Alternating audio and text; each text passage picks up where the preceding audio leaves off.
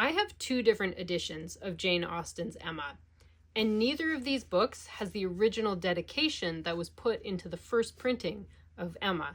And that's a good thing. Let me tell you why. But let me give you a little historical context first. At the time that Jane Austen was writing Emma, England was being run by the man who would be King George IV, but at the time was known as the Prince Regent. The Prince Regent was known as a gambler, a partier, a womanizer. At the time, he was building what became known as the Pleasure Palace in Brighton. If you haven't been to the Pleasure Palace, you should definitely go. You'll understand why none of his subjects, including Jane Austen, liked him. But nonetheless, he was a fan of Jane Austen's books.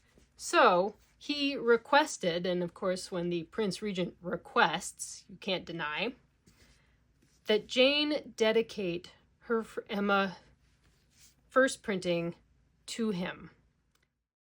This is a picture of the dedication in a first edition of Emma. The dedication reads, "To His Royal Highness, the Prince Regent, this work is by His Royal Highness's permission most respectfully dedicated by His Royal Highness's dutiful and obedient humble servant, the author." Naturally, knowing Jane Austen as we do through her works, she was not going to take this humiliation lying down. She began a new book.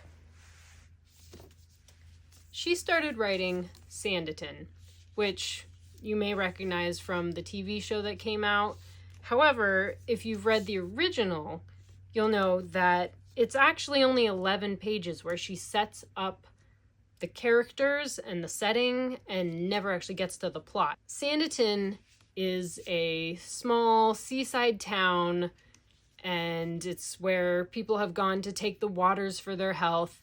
It's based on Brighton, and you can bet that if Jane Austen had lived to finish the book, she would have roasted the Prince Regent as a character and the town where he had built his new pleasure palace. As it's Jane Austen's 250th birthday today, I think that she would be pleased to know that 250 years on, she's now got her name as the author on her books.